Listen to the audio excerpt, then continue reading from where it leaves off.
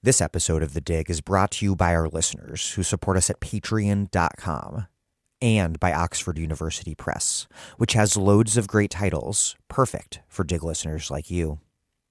One that you might like is Overtime, America's Aging Workforce and the Future of Working Longer, edited by Lisa Berkman and Beth Truesdale. Many policymakers think it's logical, almost inevitable, that Americans will delay retirement and spend more years in the paid labor force. In their new book, Overtime, Lisa Berkman and Beth Truesdale offer a correction to this understanding of the future of the American workforce.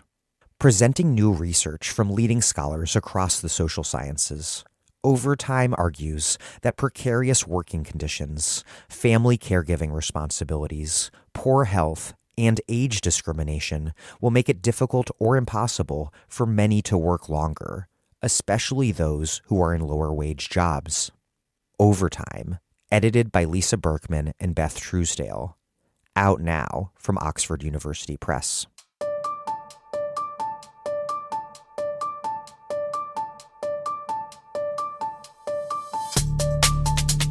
Welcome to The Dig, a podcast from Jacobin Magazine.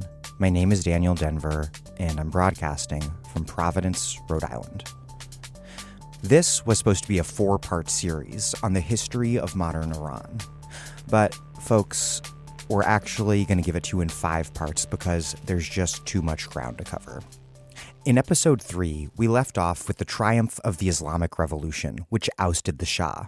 This episode, we begin with the period of openness following the revolution, shifting into the consolidation of power by Khomeini's Islamic Republic Party, which deftly exploited the seizure of the American embassy by radical Islamist students to accelerate a revolutionary fervor conducive to them. Khomeini's camp marginalized their revolutionary rivals and monopolized power in the assembly convened to draft a new constitution, successfully pushing for a maximalist text that enshrined clerical supremacy through Khomeini's principle of the guardianship of the Islamic jurist. Iraq's invasion of Iran under Saddam Hussein provided a pretext to rally the nation against a foreign enemy and behind the new regime. The war was initiated by Iraqi aggression and continued by Khomeini's intransience. It was also a human and societal catastrophe, with hundreds of thousands dead and a generation of veterans left wounded and traumatized. In the aftermath of the war, Khomeini, nearing death, orchestrated the mass execution of thousands of leftist prisoners, mainly but not exclusively from his revolutionary rivals in the People's Mujahideen, or MEK, the left-wing Islamists who had fought the Shah and suffered his brutal repression. The 1988 prisoner massacre was the last in a series of moves, from the U.S. embassy occupation through the prolongation of the war with Iraq, that Khomeini's camp had used to consolidate power and sideline and repress their opponents. Among those marginalized was Grand Ayatollah Hussein Ali Montazeri, who had been groomed to be Khomeini's successor as supreme leader. But Montazeri was outraged and alarmed by the torture and execution of prisoners, concerns he made known to Khomeini in the lead-up to the 1988 massacres, and he was sidelined. Following Khomeini's death in June 1989, a duo of politically savvy leaders on the Khomeiniist right took the reins. Ali Khamenei, who had served as president but became supreme leader despite lacking religious credentials, a position he continues to occupy in the present, and long-standing ally and friend Akbar Hashemi Rafsanjani, a trusted lieutenant of Khomeini, who took over the newly consolidated presidency. The pair moved quickly to give the cleric-dominated Guardian Council new powers to vet and disqualify candidates for office. Powers they exercised to purge a Khomeiniist left that had advocated for nationalized industry, economic justice, hostility to the U.S. and its allied regimes, and the revolutionary export of Shia revolution across the Middle East. It would be an ironic move because in later years, as Rafsanjani fell out of favor with Khamenei, the Guardian Council would disqualify Rafsanjani from running for the presidency. But at the time, with the Khomeiniist left sidelined, Khamenei and Rafsanjani pursued détente with their enemies and a liberalization of the economy. And that's where this fourth episode ends. In our fifth, and I promise last episode of this series, we will pick up with Mohammad Khatami's 1997 election to the presidency, which ushered in a reformist politics that would soon find itself deeply frustrated, leading to recurrent mass protest movements met by repression, all amid deepening conflict with the United States, which leads us to the crisis that besets Iran today. We work really hard to make The Dig what it is, and I do hope that you've noticed. Our mission is to provide you with a ruthless and extensive analysis of everything. Check out our vast archives at thedigradio.com. We really are aiming to analyze everything. In exchange, here's what we'd like you to do for us. First, please do rate and review the podcast and encourage both your real life and internet friends to give us a listen. Our audience has roughly doubled in the past couple years, but believe it or not, the vast majority of humans on Earth still have no clue that The Dig exists. It's a real tragedy, I know, but you can help by spreading the word. And then take a quick moment to support us at patreon.com/thedig. We paywall none of our episodes, and that means that the way we keep the pod up and running is listeners like you voluntarily contributing. A contribution of any amount, and we will email you our weekly newsletter.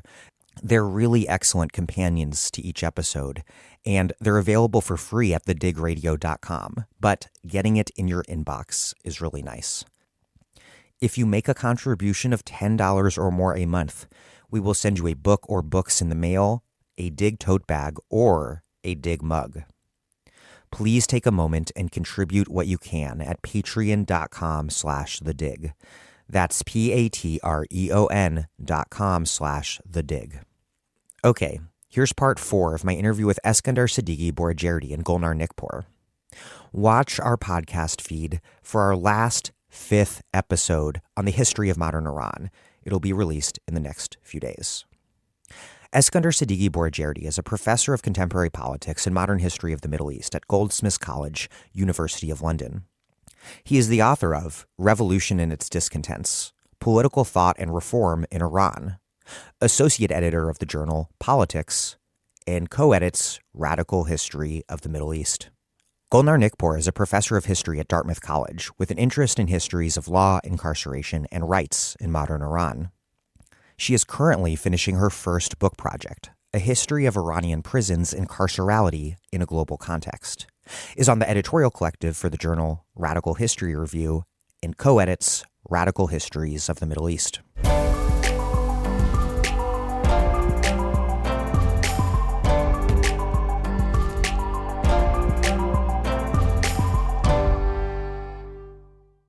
Just a few months after the revolution's triumph, on November 4th, 1979, a group of Islamist students seized the U.S. Embassy and took the personnel hostage. What sparked that move and who authorized it? And then how would this incident come to fundamentally shape what sort of regime the Islamic Republic would become? The embassy taking in 1979, in the fall of 1979, is a turning point in the early history of the Islamic Revolution and the nascent Islamic Republic. There had been an earlier effort by a group of leftists to occupy the embassy right after the success of the revolution, just a couple of days after the final fall of the Shah-appointed prime minister and the final success of the revolution. But with that, the hostage takers, the embassy occupiers, had been leftists, and Khomeini and the provisional government essentially sort of stepped in to send them home. This was a little bit different because it came at a moment in which the conditions had changed. The U.S. had accepted the Shah, the former Shah, into the country to receive cancer treatments, which angered ordinary Iranians and revolutionaries on the ground, including these students who called themselves the students in the line of the Imam. So there was definitely the sense among average revolutionary or supporter or fellow traveler of the revolution that there was the possibility of a counter-revolution, another coup, that the Shah might be working with the US or US intelligence towards overthrowing the Islamic Republic. This was certainly drummed up as a possibility by some of the leadership of the Islamic Republic. And there was also clearly an effort to discredit the moderates in the government, including the liberal provisional prime minister, Mehdi Bazargan, who had just a few days earlier, in days prior to the embassy occupation, had met with members of the U.S. administration to sort of quasi-normalize relations. There had been some efforts on the part of the provisional government to reestablish normal diplomatic ties. This came at an inopportune time, in a sense, because the Bazargan's meeting with U.S. officials came at an inopportune time, because just a few days later, the embassy is occupied, and there is all of this kind of revolutionary fervor reignited. So this works not only against what might have been the moderating influence of some of the liberals in the government, but also against, generally any of the sort of more moderate people within the orbit of the new government. There is really no evidence that Khomeini knew about the occupation before it was undertaken, although he quickly moved to support the students and give a message of support to the students. The question is why? Why did he support this embassy occupation and not the earlier one in February? Well, there's a few theories. One is that these revolutionaries were totally loyal to him. They were calling themselves the Muslim students in the line of the Imam, whereas the initial embassy occupation was undertaken by leftists, by armed Marxist revolutionaries. But also this was an opportunity for him to further assert the sort of control of the more revolutionary clerics against internal foes, that this was actually more of an internal move at the level of Khomeini and his clerical lieutenants. But in any event, it had the effect of re-radicalizing the rhetoric of the revolution, and in reminding people of the crimes of the US in terms of their association and their being behind the 1953 coup. And for the revolutionaries themselves who occupied the embassy, this was really the primary motivation, that they had already had an anti-imperialist nationalist movement that attempted to have a kind of true full sovereignty for Iranians, and that was stymied by the imperial powers and by the US in particular. So the students themselves were certainly motivated by fears of another coup, whereas the power brokers, the sort of small cadre of power brokers among the clerical elite that was shaping at the time, used the opportunity afforded by the embassy takeover to better their position vis-a-vis their more moderate and more liberal-oriented internal opponents. Not opponents exactly, but the people within the revolutionary orbit who had more liberal motivations in mind. Eskandar? Just to kind of emphasize that the Bazargan government was definitely seen as being quote unquote liberal. That was how it was actually viewed, and it was actually a derogatory term often, and it wasn't just obviously by the Islamists and radical left Islamists, pro-Khomeini Islamists, but also by the Tudeh party, which has reconstituted itself after returning, many of the leadership returning from East Germany to Tehran. Also members of the Fada'i guerrillas and the Mujahideen, the People's Mujahideen.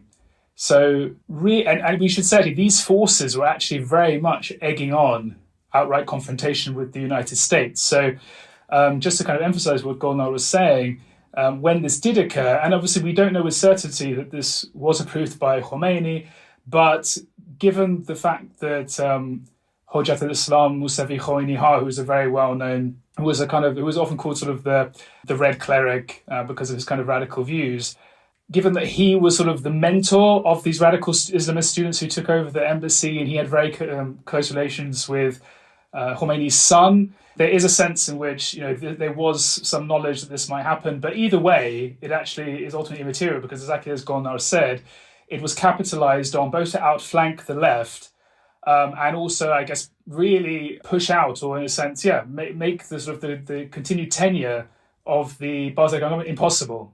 And this is why actually Khomeini referred to it as the second revolution, which I think is important. And yeah, this obviously had huge impact, huge repercussions. And it's still, in a sense, a wound which has never really healed. And there's so many stories of Iranian immigrants in the United States, facing down, mobs and being attacked, and sort of the level of actually just anti-Iranian hysteria was very, very, very pronounced. So it's a very, very important moment, and as Golnar said, a turning point.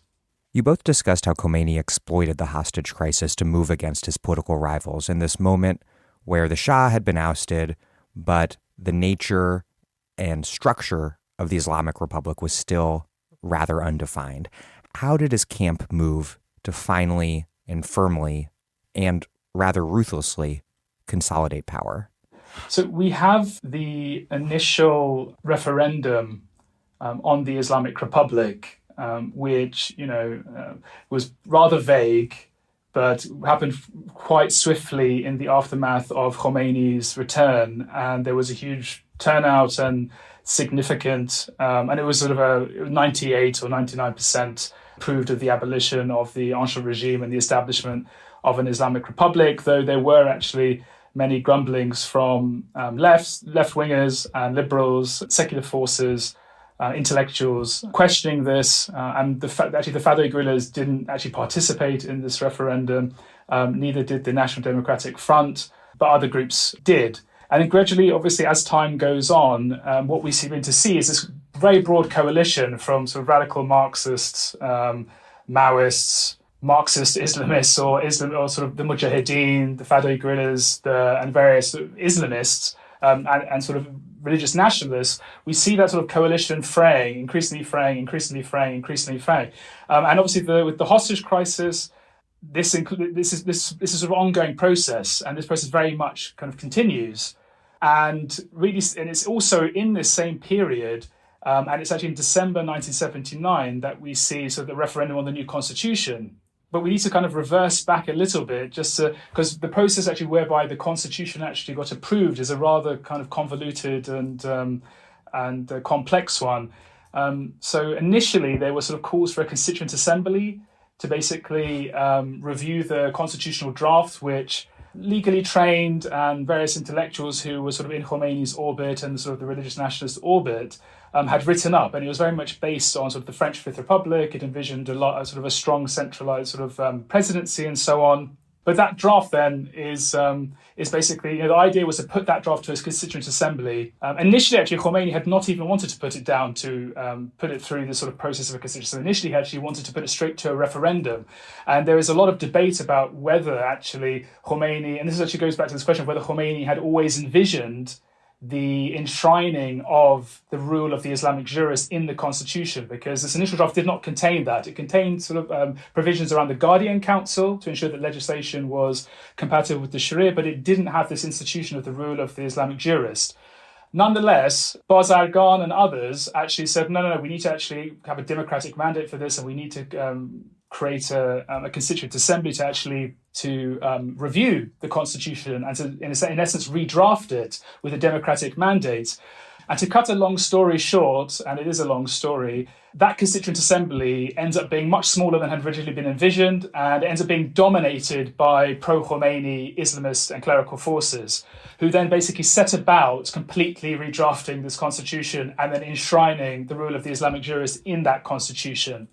And this is something which Bazargan ultimately criticizes. Many, as I said, had posed various objections to this and really saw the writing on the wall. And they were very much powerless to do anything about it. This constitution is then put to a vote in December 79. So this is after, a couple of months after the beginning of the hostage crisis. It's a very, very kind of radical kind of atmosphere in this period. But we nevertheless see a decreased turnout from about, I think, 20 million to 16 million people participating in that. And it's in the aftermath of this that we begin to see this sort of process of elimination of various adversaries of the pro-Khomeini Islamists, including the Mujahideen, the Fadais, the left, and so on. So increasingly, find themselves marginalised, pushed, and this sort of manifests itself in various ways. One was the question of actually trying to impose mandatory hijab in state ministries. Another one was actually the closure of a very, very respected and widely read newspaper called Ayan Dagan. So it's very much like an attack on press freedom. And like I said, this is sort of gradually kind of speeding up the degree and succession of attacks on what many had actually thought the revolution, the purpose that, sort of the principles which motivated many to rise up against the Shah, to establish a kind of a much more freer and democratic order. So basically all of these are gradually being eroded and increasingly eroded. And the person and sort of the party leading the charge is the Islamic Republic Party, headed by the very capable but quite cunning Ayatollah Beheshti. And it's in this same period that we see the election of Abul Hassan al-Bani Sad as the first president of the Islamic Republic. And again, just to cut a long story short, we increasingly see a sort of standoff between the IRP, the Islamic Republic Party, and Abul Hassan al-Bani Sad. And this carries on despite the invasion of Iran by Iraq in 1980, and really sort of comes to a final kind of denouement in June of 1981, where we basically see this really very, very bloody repression of partisans of Abul Hassan al-Bani Sad, the president, and the Mujahideen. And because of basically Bani Sad, the president's increasing isolation, he increasingly kind of got closer and closer to the Mujahideen as a kind of a counterbalance. But like I said, in June 1981, we see this really kind of bloody repression by the kind of the sort of increasingly consolidated regime and the Revolutionary Guards. And Bani Sad and the leader of the Mujahideen, Masoud Rajavi, flee into exile. They start to basically try and establish a government in exile. And this then triggers very much almost like a mini civil war within in Iran. And actually would lead to the death of a great many of sort of the leading personnel, sort of the pro-Khomeini Islamists, who had sort of, who very much were amongst the most prominent leaders of the revolution, such as Beheshti, who I just mentioned. So there was be a bombing at the Islamic Republic Party's headquarters, which would kill in excess of about 70 people, sort of leading figures. And even though Mujahideen hasn't claimed it, it's widely understood that they were culpable. And there was also sort of a bombing of the Prime Minister's office, it's basically to Bani Sad's successor, Mohammad Ali Raja'i, who basically became the next president, and his Prime Minister, Jawad Bahonar. And this would be in August 1981. So it was very shortly after this crackdown. And this would be an ongoing for a number of years, actually.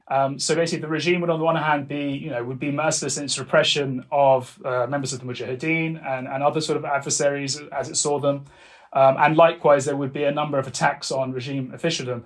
And this very much obviously completely closed down any sort of space for democratic deliberation or taking a step back. So we have to think there are numerous things going on here. On the one hand, there's this sort of mini civil war. There's the invasion by Iraq, and various other things. Obviously, the hostage crisis as well, which really sort of contribute and catalyze this kind of real atmosphere of radicalism, and obviously gives in many ways a carte blanche to the Islamist regime to pursue the policies which it deems necessary, both to further the war effort as it sees it, but also to sort of guarantee its own consolidation and entrenchment. Golnar?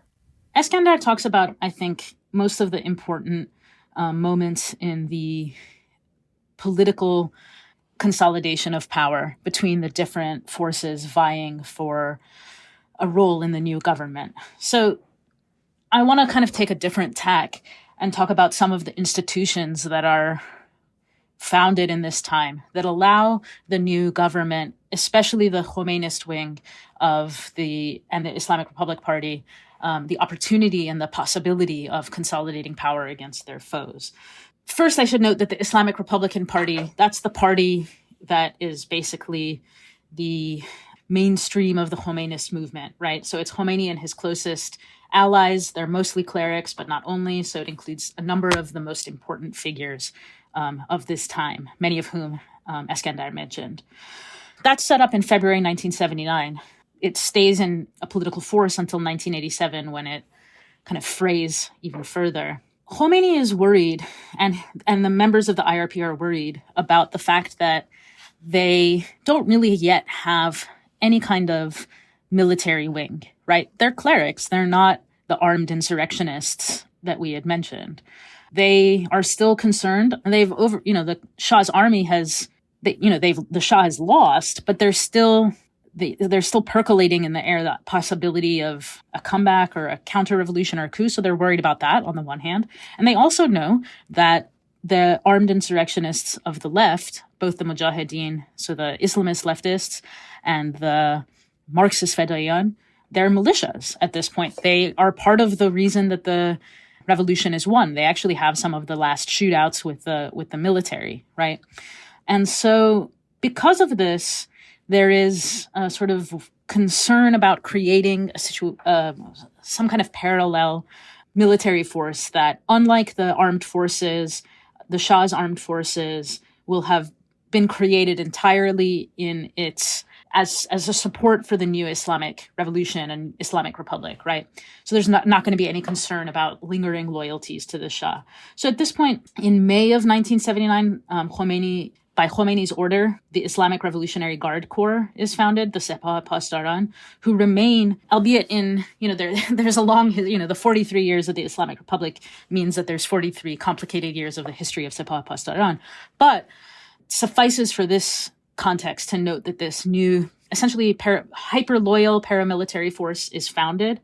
And by September of that year, it's 11,000 strong, and it is cutting its teeth fighting against the Kurdish insurrection, and will soon be really sort of making a name for itself as some of the most dedicated and initially successful cadres in the fight against Iraq after Iraq's invasion of Iran. So this is a huge shift, right? To go from not really having a dedicated military organization, and the Revolutionary Guard Corps is a kind of, it's not a traditional army, right? It's not traditionally trained. It's something like a hybrid between these guerrilla organizations, and it has this kind of decentralized guerrilla structure, and something like a state military. So this remains part of the military apparatus of the Islamic Republic going forward, is that it has these dual and hybrid military and paramilitary structures. So it has a traditional army, but it also has the Revolutionary Guard Corps. It has traditional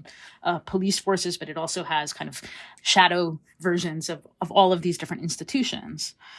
So there's also the institutionalization of a new kind of military apparatus of the state.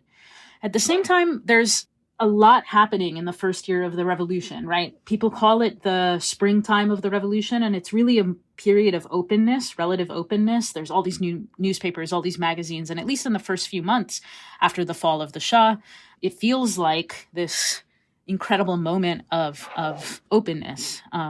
At the same time, there are this new formulation called the committees, revolutionary committees. And those are decentralized groups who are essentially taking on law enforcement duties. Not only law enforcement, also some social services, because the state has collapsed, right? There isn't the sort of functional state apparatus. It's in total disarray. So there are these revolutionary committees who are largely extremely loyal to Khomeini, although initially there are also leftists and other revolutionary forces.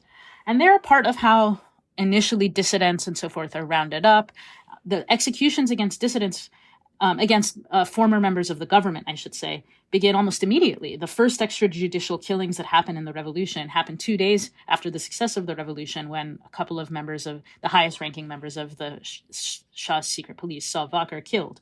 But this goes from being something that is happening to royalists and members of Savak and sort of famous figures in the former government to eventually sort of people who are arrested evidently for sex work or like social deviants. Yeah, social deviants, right? But they're actually also being called counter-revolutionaries.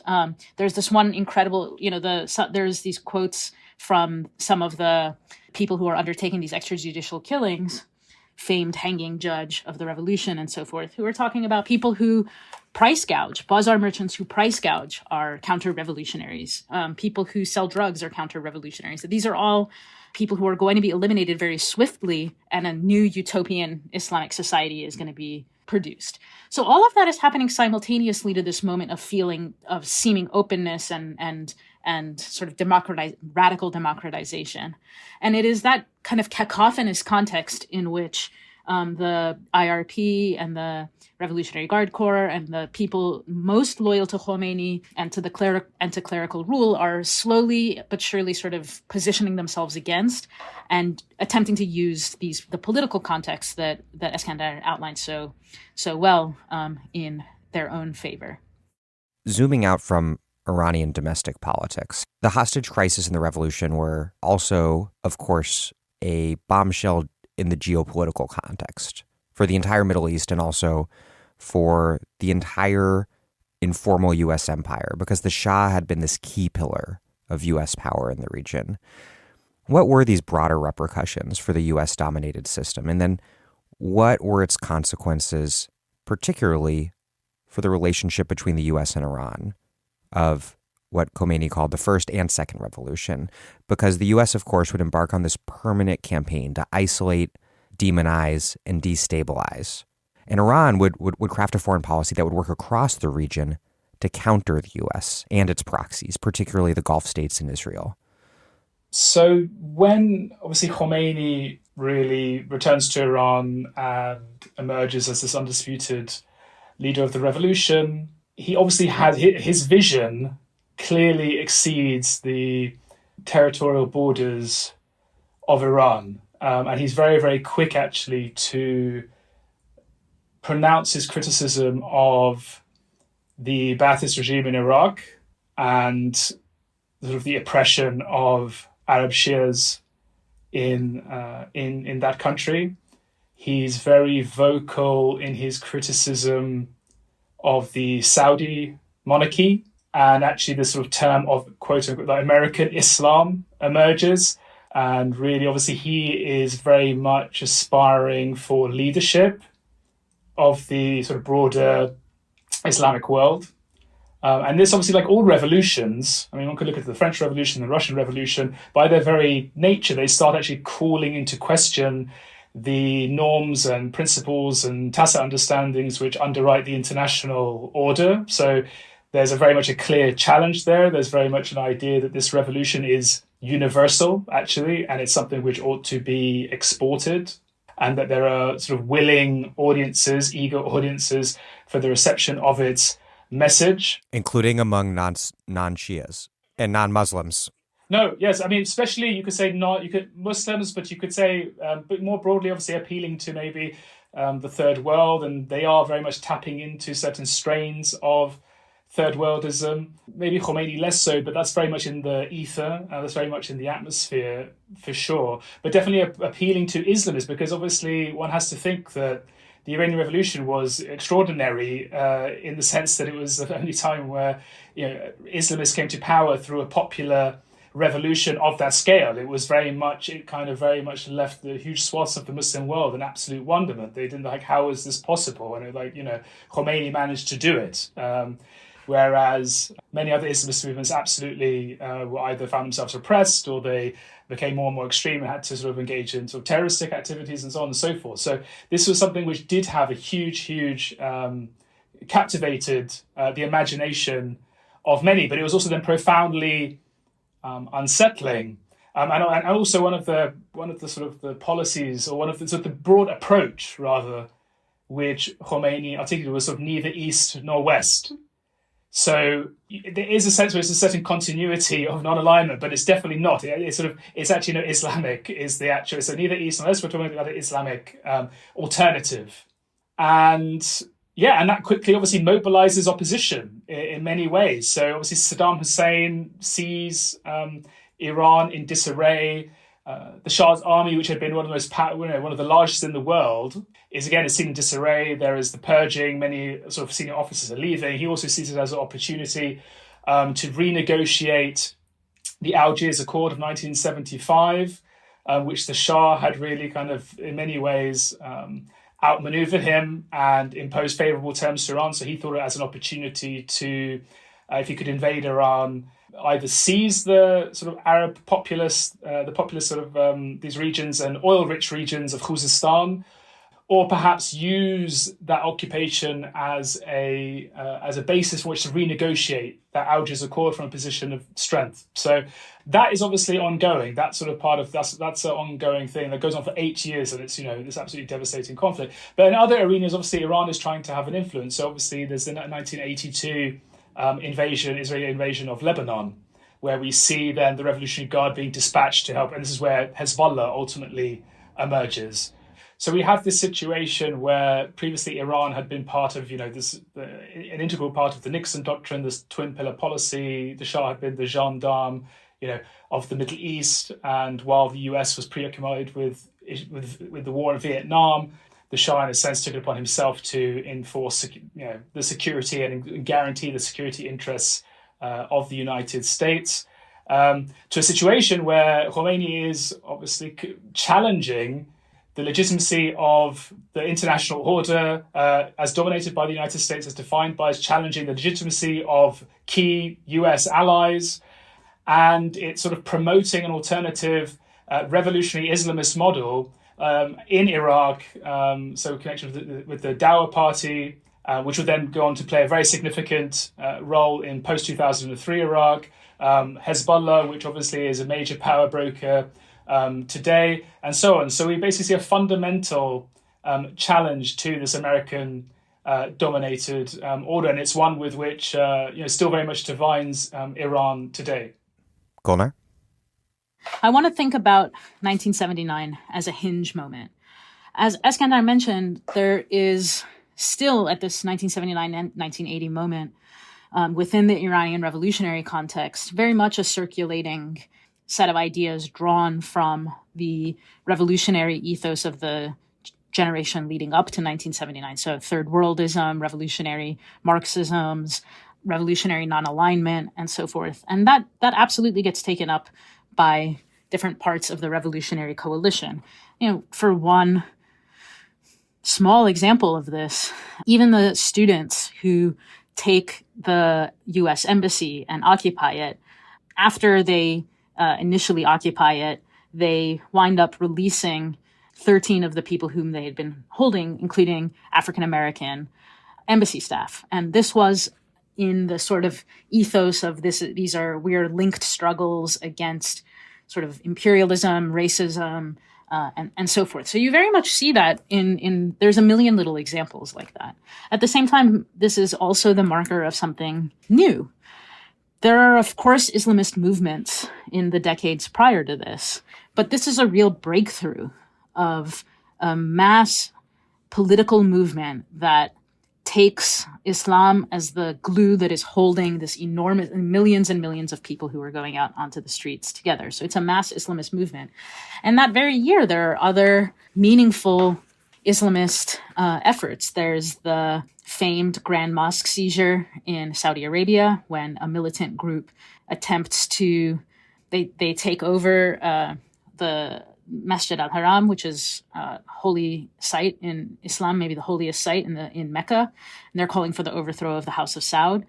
Now, of course, they're not successful. the Saudi Arabia remains Saudi Arabia, but the idea of this kind of Islamic militancy is very much gaining more and more kind of mainstream traction. So it's a good kind of way to think about it, is that the Islamic Revolution represents both something of the last great anti-colonial revolution and maybe this first instantiation of this new type of political ethos. That's really interesting. Is this Islamist revolution that's fundamentally influenced by Marxist third worldism and prior currents of secular anti-imperialist nationalism, but that also signals the decline of Marxist third worldism and secular nationalism more generally, and the ascendance of Islamism as the principal vehicle for opposition to U.S. empire and the dominant order in the region. One shouldn't overstate the extent to which the ideological clarity of some of these movements leads to totally coherent political decision-making. Like, it doesn't all stem from ideology. In fact, there's all sorts of decisions, real world decisions that are made by the Islamic government in Iran, but also some of their adversaries, that seem to indicate that ideology is, in some cases, put on the back burner for matters of sort of practicality. the best example of this in the early 80s, I think, is that for the first several years of the Iran-Iraq war, Israel is providing supplies to Iran, not to Iraq. And this is because they see Iraq and Saddam Hussein's government as a greater threat to their stability. So we have to, account for the big picture ideological shifts that are happening while also being attentive to the fact that these people aren't ideological robots. They're not making decisions that will, if you're looking always for the kind of grand narrative of imperialists versus anti-imperialists, you're not going to get satisfaction in terms of understanding the dynamics at work. And in fact, different groups within the Islamic Republic government and within the Islamic Republic clerical elite have really different orientations to the idea of exporting revolution and how important that is to their idea of the revolution. They all have some relationship to that idea, but some people in the Islamic Republic elite are clearly much less invested in putting manpower and time and energy into that project as opposed to just sort of consolidating rule at home. The Iran-Iraq War, which we've touched on a few times inevitably already, began with Iraq's invasion of Iran in September 1980, just over a year after the revolution. What factors led to this war, which lasted nearly 8 years and killed hundreds of thousands of people? What factors led to the war erupting when it did? And how did such a brutal war dominating the first decade of the Islamic Republic and obviously traumatizing Iranian society, how did that shape the Republic's trajectory? So, as I said, I think it does go back to certain disagreements, which some conflicts which had pre-existed the revolution, so ongoing tensions around, for instance, the Shah al-Arab waterway and so on, which Saddam Hussein was not happy with the outcome of the Algiers Accord, as I said. But obviously, it's much deeper. So with the revolution, as I was saying, it was very much calling into question the legitimacy of this Ba'athist regime, and given the fact that there is a significant or majority, Arab Shia majority in Iraq, Saddam Hussein couldn't but see the Iranian Revolution as a threat. And, the Islamists in Iran very much were openly hostile, and that hostility, it was also, there's a continuity there, because as we might remember, Khomeini spent, over a decade in Iraq, in exile. So I think it's the fact that this, whenever any revolution happens, it has this fundamentally destabilizing, it poses a challenge to other powers in the region. That could be whether it's the United States or whether it's the Saudis. And also, I think, Saddam Hussein just saw it as an opportunity, as I said, in order to make maybe a quick gain. And I think, he didn't anticipate what he was actually dealing. He didn't really fully understand what he was dealing with in Khomeini. Because obviously when he invades, there is kind of very much both a revolutionary mobilization in order to expel the Iraqi army, but there's also very much a nationalist. So they very much kind of tap in also to a degree of sort of nationalist sentiment for the first 2 years until the Iraqi forces are expelled from the country. But then what Saddam didn't realize is that Khomeini would, in essence, and the sort of Islamist sort of lieutenants would push to continue the war into Iraq, and then ultimately have this sort of maximalist set of demands whereby sort of the removal of Saddam Hussein was sort of the ultimate kind of the goal and horizon of the war. It was the ultimate sort of demand, which was very unlikely and never going to happen, and basically resulted in the continuation of the war. And there are a number of occasions in which ceasefires were proposed, but they were actually jettisoned. So Iraq started the war, but Iran continued it, essentially. But continued it and did so needlessly at the cost of, tens and tens of thousands of lives. There are various reasons of this. I think the fact of this sort of perpetual crisis was very conducive to this sort of hegemonization of the language of martyrdom, of sacrifice for the sort of sanctified state. Colonize the life world, as it were, in terms of the values which the Islamists wanted to see absolutely kind of valorized and crowded out sort of any other kind of alternative view or perspective on the war, or the reasonability of actually continuing the war, and all these sorts of things. So it was, on the one hand, there's this external challenge to the international system, but there was very much also internal motivations, I think, deep-seated ones, for continuing it. And it led actually very much to the consolidation. Obviously, Golnar outlined very nicely the emergence of the Revolutionary Guard, but it's very much in the course of the war where we see it really develop as a professional force. And it's like, and it's in this period where young men like Qasim Soleimani, who would become very, very significant later, or Bagher Ghalibaf, who's the current Speaker of Parliament, and so on and so forth. Sort of a whole generation of young men would, in a sense, test their mettle, be shaped by this war, irreparably so, and this would actually massively go on to define their understanding of Iran's own sort of security doctrine, the idea that Iran was invaded, that it needs to constantly be on the watch out to this and have and actually have a strategy which can defend itself against the risk of this ever happening again. So, like I said, this sort of shaped very much a generation that would then go on to become significant players, and it would very much sort of define sort of hegemonic discourse about around martyrdom, around the sacrifices which were made by people who served in the Revolutionary Guard, the Basij, these basically Islamist paramilitary forces. And also it would create a significant constituency of veterans and the family of veterans and quote unquote martyrs who died in this war, who then subsequently factions within the political elite would have to maybe, and often onto the right, but obviously abroad the political class, would have to attend to and service their needs and speak to. So it really transforms, in many ways, the political culture of the country on a mass scale. And I think that's really kind of important today. It also provides the context, as I've already been saying, to just really clamp down internally. So apart from clamping down on the left in '83, and even the Tudeh party and the Fada'i guerrilla majority faction, who were in essence, sort of, I don't say uncritical, but were loyal in many ways to the Khomeinist project, or definitely weren't adversarial, are completely expunged and many of them driven into exile or imprisoned and tortured. Also, I mean, if we just go back to the revolution, just remember the importance of workers, and it's sort of in 79, 80, we see the emergence of various workers' councils, which were very kind of important. And it's by 82 that they're, in a sense, prescribed as well. And actually, leftist elements have been quite sort of formative in that experiment. And again, we see the beginnings, and we see increasingly the emergence of what would this become this sort of corporatist sort of state with vertical relations, very much integrating workers into this sort of corporatist arrangement. So there's lots of things going on, basically, but sort of consolidation of the state's identity is for one, and obviously clamping down on internal dissent is very much at the core of it.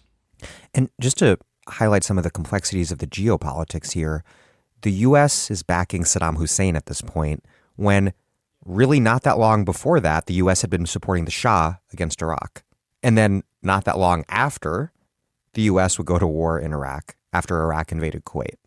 Okay, no, that's a very important point that you raised, because the challenge which Khomeini posed to regional states such as Saudi Arabia and Kuwait, as well as Saddam Hussein's Iraq, actually the Gulf states also, in a sense, bankroll Saddam's war effort. And obviously the United States plays this formative role in providing, in a sense, facilitating its purchase of chemical weapons, which are then used in the course of the Iran-Iraq war. And West Germany obviously plays a very important role here, as does France. It's not just the United States. But the Gulf states actually, in many ways, bankroll this war effort in order to contain revolutionary Iran. And then subsequently, obviously, in the Gulf War, the first Gulf War that you mentioned, it's exactly because, one of the major reasons is because Saddam Hussein, in essence, doesn't want to pay back this debt which he owes to Kuwait. So, in a sense, the legacy of the Iran-Iraq War then spills over and then continues both internally within Iran. So, there's so many internal fighting. There's so much internal fighting about who gets to define the Iraq War. Who are the martyrs? Who do the martyrs belong to? These are sort of ongoing discussions, and were subsequently, and we see this again coming up in the reformist period, the Ahmadinejad period, and so on. But as well as obviously, the fact that the confrontation subsequent of the invasion of Kuwait by Saddam Hussein. The roots of that, at least in part, are in the Iran-Iraq War, but they also go back obviously further to the border dispute between Kuwait and Iraq. And then again, though, the U.S. was also on both sides of the Iran-Iraq war because the Reagan administration also, while backing Saddam, was secretly selling weapons to Iran to use the proceeds to fund the Contra war against the Sandinista government in Nicaragua. The geopolitics are very confusing. Yeah, I mean, one need do no more than remember Kissinger's famous quote on the war, which is, "It's a pity both sides can't lose." But in a sense, both sides do lose. It's a brutal war for 8 years that devastates ordinary people in both countries alike. The geopolitics are confusing and brutal, and the results are extraordinarily brutal for ordinary people. I want to mention a little bit more about that because I think you cannot overemphasize how important the war is in Iran, not only as a matter of practical reality, but as a cultural touchstone. The generation who grows up in the aftermath of the revolution and in the context of the war, to this day remarks about this is a formative and foundational sort of cultural moment, maybe even more so than the revolution. Untold numbers, I mean, thousands upon tens of thousands of Iranians go to the war front, they fight and die, get injured and come back as now disabled veterans. And I should note here that there is an enormous amount of evidence of Saddam Hussein's use of chemical weapons, and this was devastating for the Iranians who were fighting in that context. So there's an enormous number of disabled Iranians who come back with issues in their lungs, and that remains a problem. And the need of this government to sort of attend to those newly disabled veterans becomes this constant sort of crisis that it has to manage. But the first decade after the revolution, I mean, there's a revolution and then an 8-year-long war. So there is just kind of constant crisis. And again, as Eskandar mentioned, a civil war and so forth. But I think some of the cultural ways in which the government talks about and propagandizes the war are important to note here. For instance, the war is called throughout its time the imposed war. That's sort of the official way that it's discussed, because of course the war is initially an Iraqi adventure and a deadly one at that. It's also called the efforts at the front are called the sacred defense. There is a nationalist imaginary of needing to protect Iran's territorial integrity, which has always been extraordinarily important in Iranian nationalist discourses since the 19th century loss of lands to the Russians and the Brits.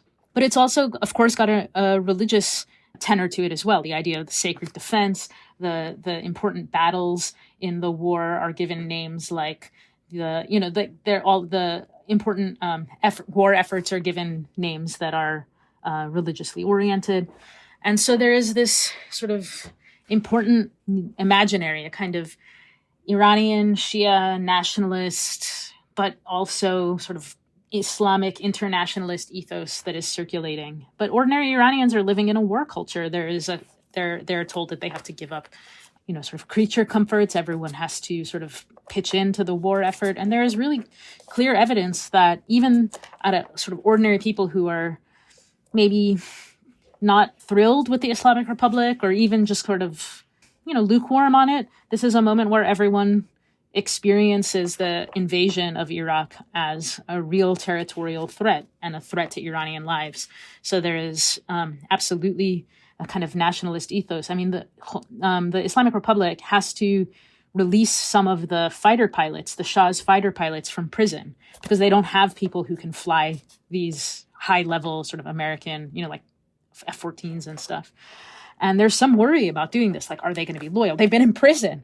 But the sense of, you get a sense of the kind of nationalist ethos here by the fact that these fighter pilots immediately go and do as they're told and do the attacks as they're told. And there's there's some defections, but for the most part, there is this kind of coming together of all of these forces that you wouldn't think would be coming together to defend Iran against Iraqi intransigence and occupation. This is Sarah Jaffe, and you are listening to The Dig with Daniel Denver, my favorite podcast for thoughtful discussions on the U.S. left and beyond, and you can support it on patreon.com. This episode of The Dig is brought to you by our listeners who support us at patreon.com and by Polity Press, which has loads of great titles, perfect for Dig listeners like you. One that you might like is Making Money Work for Us, How MMT Can Save America by L. Randall Wray. Modern monetary theory, or MMT, has become a hotly debated topic, and in recent years it has drawn attention and support from progressives like AOC and Bernie Sanders. In this engaging new book, Randy Wray, who is one of the leading advocates of MMT, explains what MMT is and how it could revitalize the U.S. As Wray shows, MMT takes a radical view of government finance, arguing that governments can't run out of money and that taxes don't actually fund spending. In this way, MMT implies a novel economic framework that could not only eliminate unemployment and poverty, but also create a new moral basis for progressive public policy. Making Money Work for Us, How MMT Can Save America by L. Randall Wray. Out this November from Polity Press. Learn more and pre-order at politybooks.com.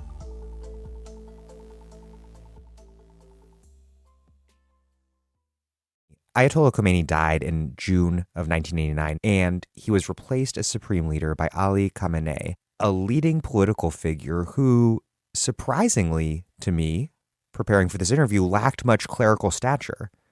Meanwhile, Khamenei's friend, Akbar Hashemi Rafsanjani, who had been a close ally of Khomeini, took over the presidency. What was the significance of this pair emerging on top after the Republic's singular charismatic leader and religio-political authority died? And how did they partner to reshape Iran along lines that, particularly on the economic front, perhaps, diverged from the revolution's more radical promises, a period that's been compared to the French revolutionary moment of Thermidor?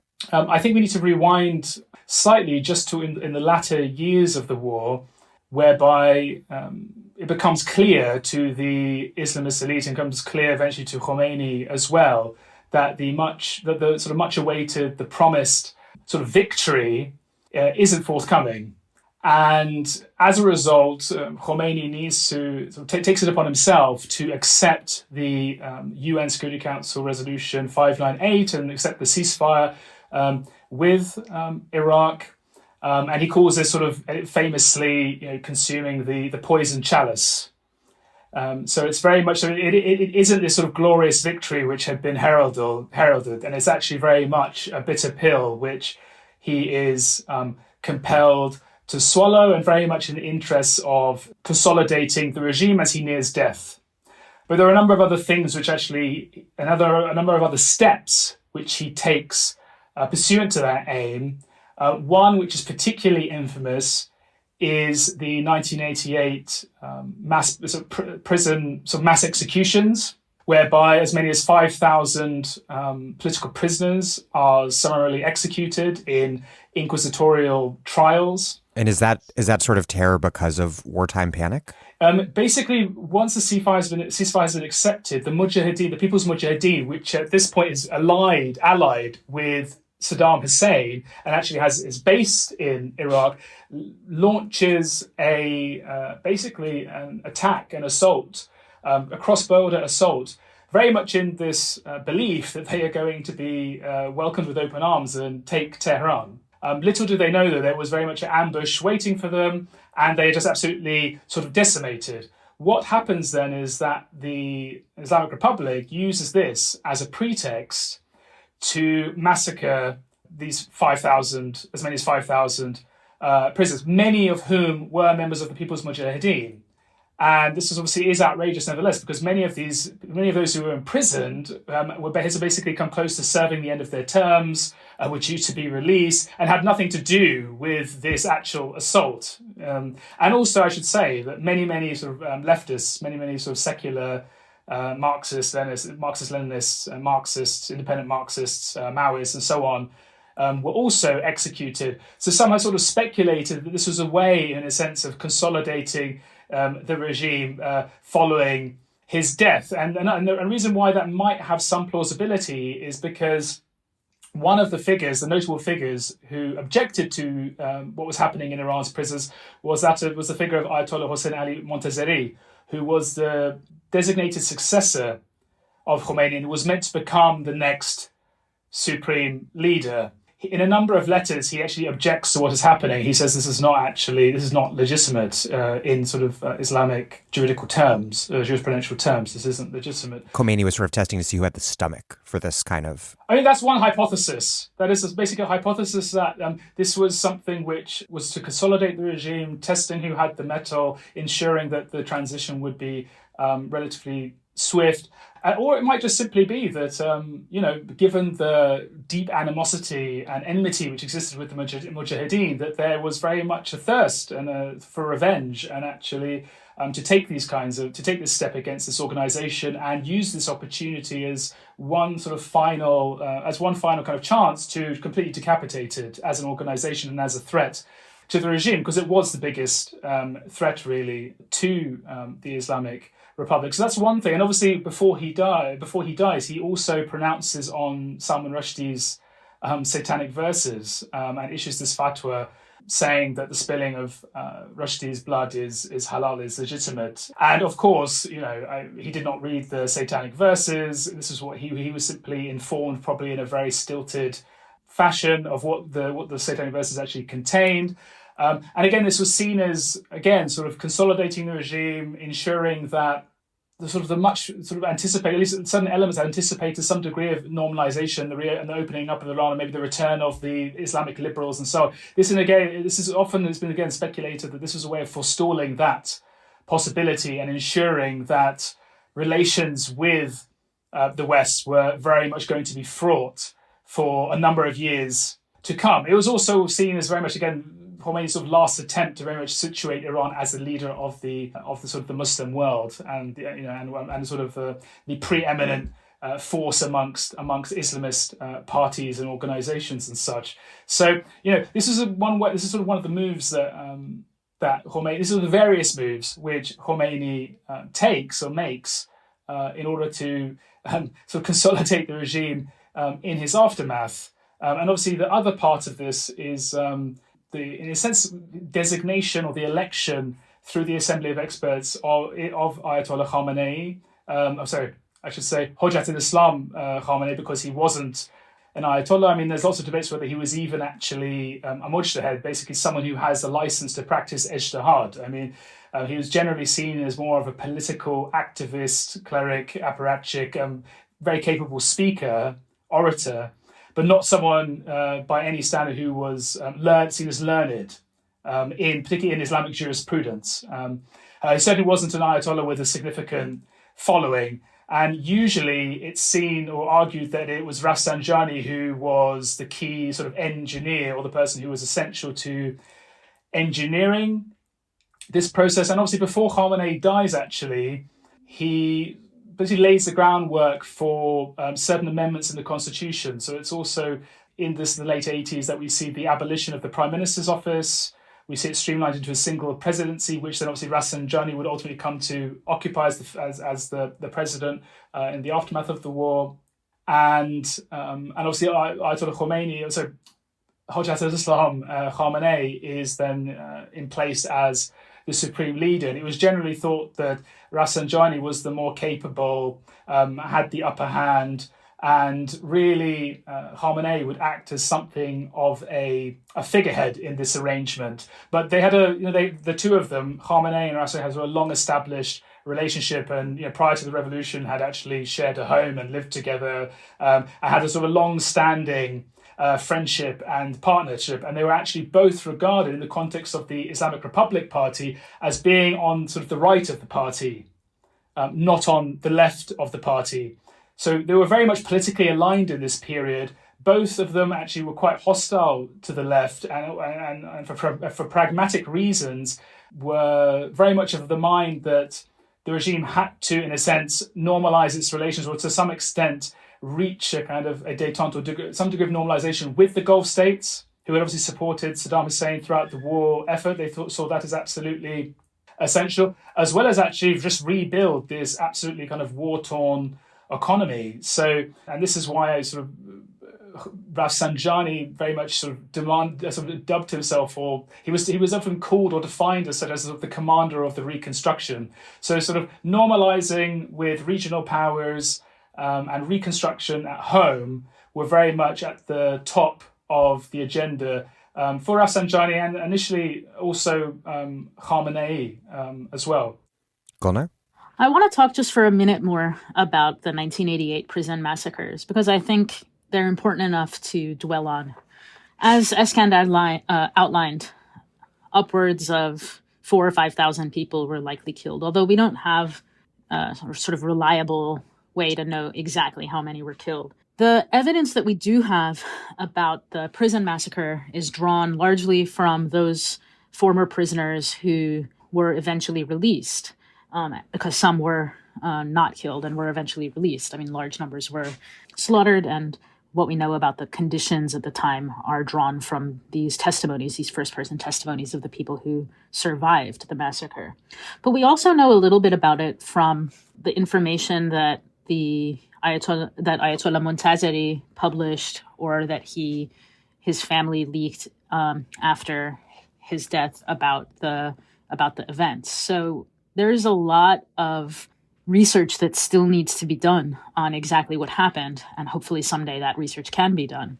But I want to note that Montazeri, the person who was meant to be the next leader of the Islamic Republic, who for the majority of the 1980s was viewed by the overwhelming majority of Iranians as the person who was slated to be the next leader after Khomeini's death.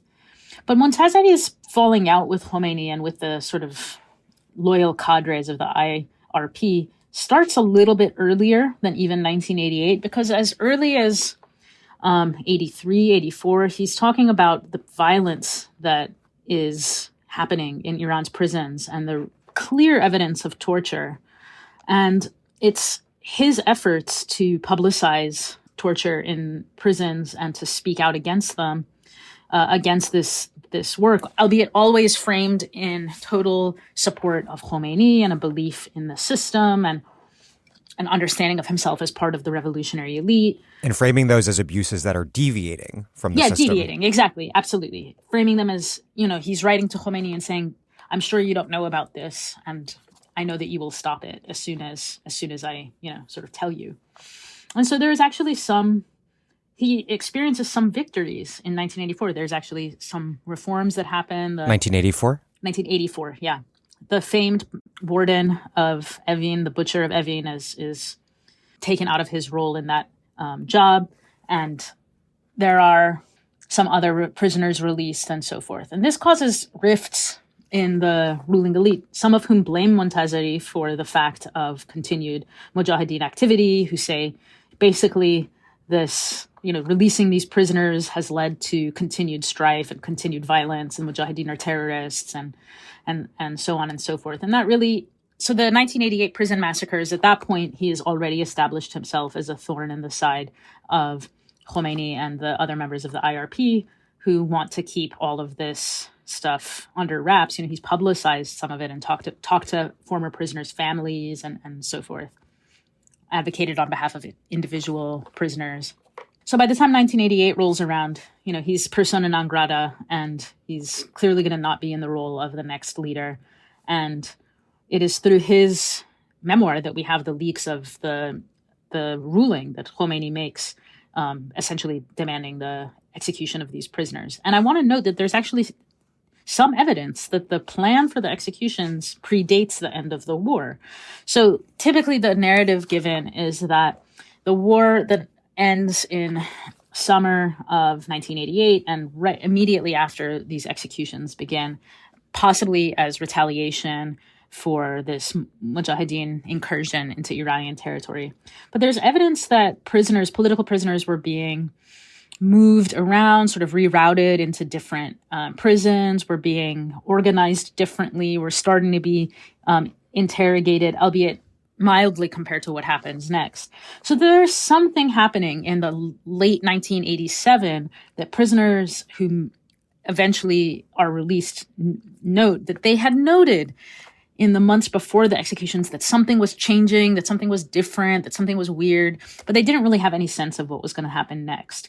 We don't know definitively that there was a plan at that point in place to undertake these executions, but it certainly seems that there was something happening and that it's part of a broader project of Khomeini, as Eskandar mentions, Khomeini trying to get his house in order, but knowing that he's ill and is going to die.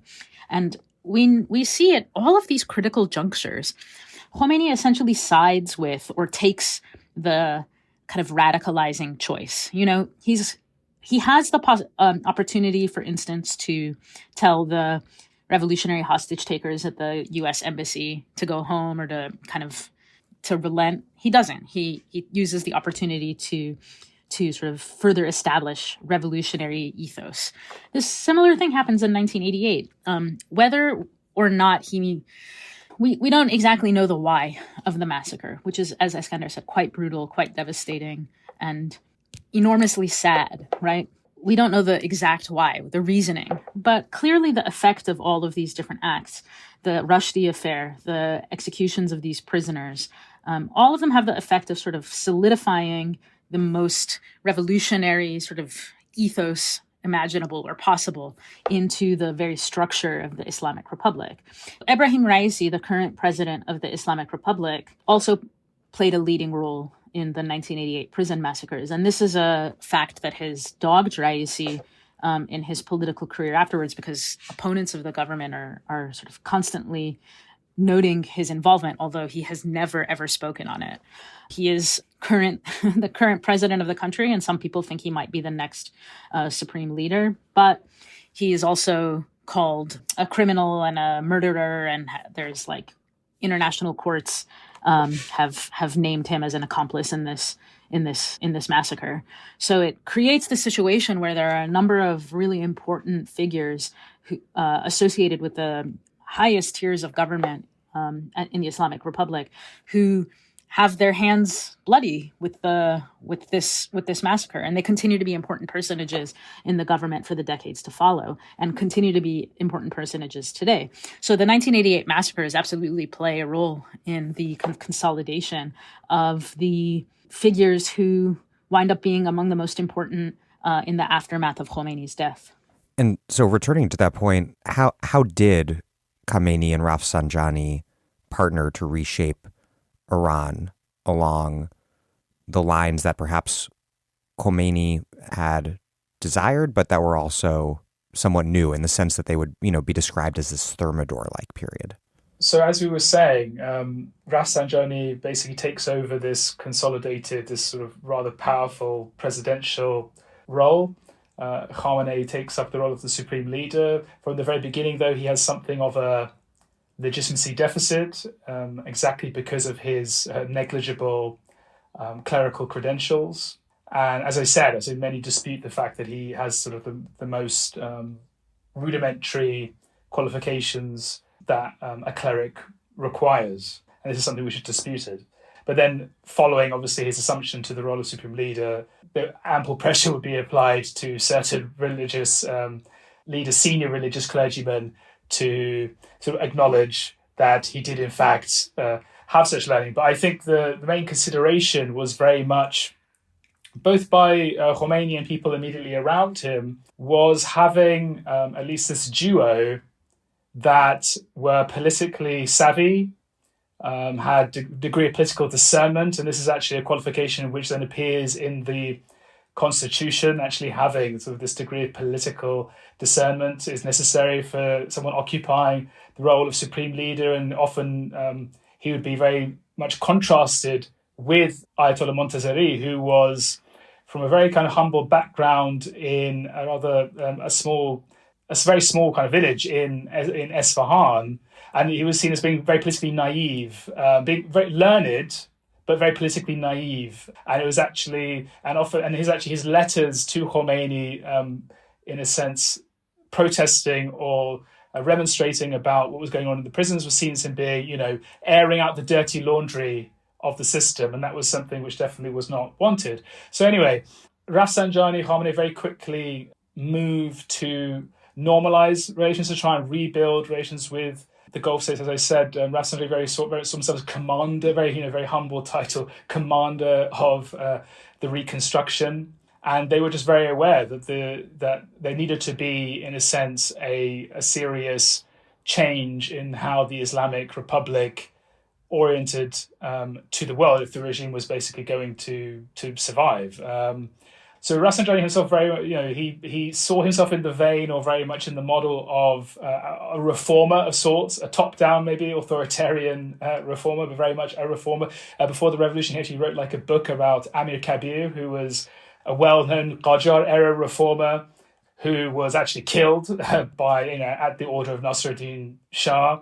And some actually speculates that Rafsanjani met a similar sort of fate in his old age, though.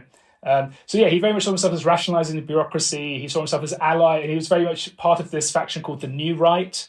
So allied with elements within the Bazaar, but also a kind of a new religious technocratic class, some who had been sort of educated in the United States, but many who were actually seen as competent, having sort of technical knowledge, able to kind of realize this sort of developmentalist sort of project. It's also in this period that many people will sort of talk about the emergence of the so-called Yaghi Sefidha, the white-collared sort of workers. So it was seen very much as a period, or inaugurating a period, where ideological commitment and just belief in the system would be, in a sense, supplanted by loyalty to the system, of course, but technocratic expertise, getting things done, very much like in the model of lots of middle-income development states, trying to ensure sort of economic growth. But obviously, Rafsanjani saw this very much through, the necessity of bringing in foreign capital, hence the need for some degree of détente and normalization with regional powers, and even reaching out to the United States in the period of George H.W. Bush over the hostage crisis in Lebanon, where Iran tried to actually intervene and actually use its influence to release some Western hostages, and thought that they should actually buy goodwill, which as it turned out, it didn't. But they were very much of the mind that there had to be a rethinking and actually just doing away with a lot of the sort of the statist policies which had been championed by the Khomeiniist left during the 1980s, and very much, you could say, like a sort of form of military Keynesianism in the course of the 8-year war with Iraq, to shift towards a focus on attracting foreign investment, privatization of sort of major industries and state enterprises, something which actually was not allowed for by Article 44 of the Constitution, which actually very, very explicitly stated that sort of all major industries and natural monopolies and so on had to be actually nationalized. So there's very much an attempt to try and circumvent that and sort of pursue policies of kind of privatization. There's also a very, very important moment, and this is sort of in the fourth Majlis in 1992, so the fourth Parliament, we could say, of 1992, where through this agreement between Khamenei, Rafsanjani, and other sort of right-aligned clerics, through the means of the Guardian Council arrogates this power of what's called approbatory supervision, which is actually, you can find it in the Constitution, or it's a certain reading of the Constitution, where it empowered the Guardian Council to disqualify candidates standing in elections.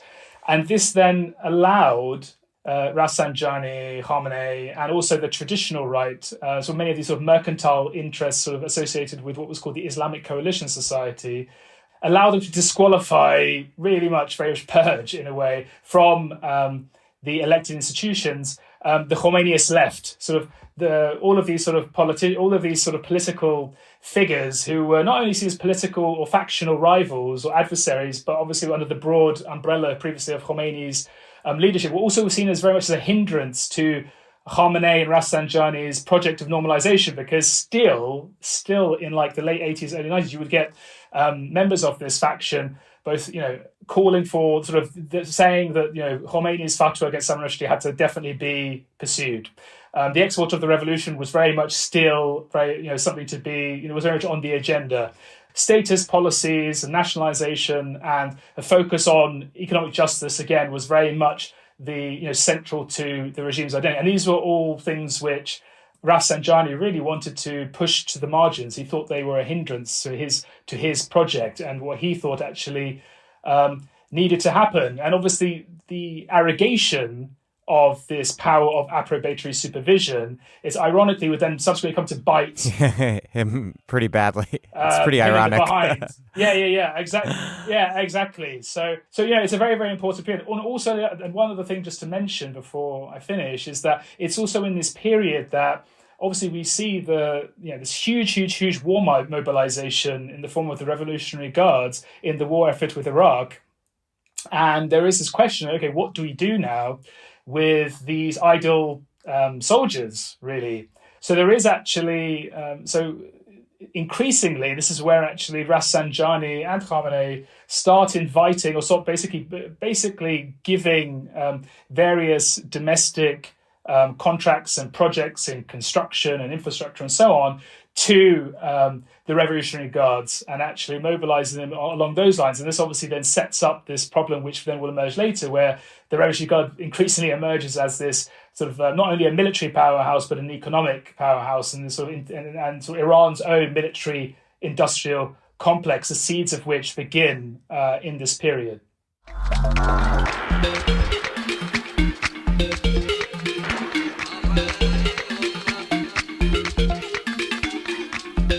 That was part 4 of my interview with Eskandar Sadeghi-Boroujerdi and Golnar Nikpour. Stay tuned as our last episode on the history of modern Iran is released in the coming days. Eskandar Sadeghi-Boroujerdi is a professor of contemporary politics and modern history of the Middle East at Goldsmiths College, University of London, and the author of Revolution and Its Discontents, Political Thought and Reform in Iran. Golnar Nikpour is a professor of history at Dartmouth College, with an interest in histories of law, incarceration, and rights in modern Iran, and is currently finishing her first book project, A History of Iranian Prisons and Carcerality in a Global Context. Thank you for listening to The Dig from Jacobin Magazine. As Marx once said, after noting that anybody who knows anything of history knows that great social changes are impossible without the feminine ferment. While other podcasts have only interpreted the world in various ways, our point is to change it. We're posting new episodes every week. The Dig was produced by Alex Lewis and recorded at WBRU in Providence. Music by Jeffrey Brodsky. Our communications coordinators are Tamuz Frankel and Sylvia Atwood. Our senior advisors are Fiorio Francos and Ben Mabey. A really big thanks to Nushin Samimi and Sarah Hassani for helping put these episodes together, and to Eskandar and Golnar too. This Iran series was a truly collaborative effort. Check out our vast archives at thedigradio.com. Follow us on Twitter at thedigradio, and please find us wherever you get podcasts and subscribe. If it's on iTunes, please also rate and review us. Those reviews help introduce us to new listeners. But what really does that is you telling friends about the podcast. Please make propaganda for us. And do find us at patreon.com and make a monthly contribution to keep this operation up and running strong. Even a few bucks is huge.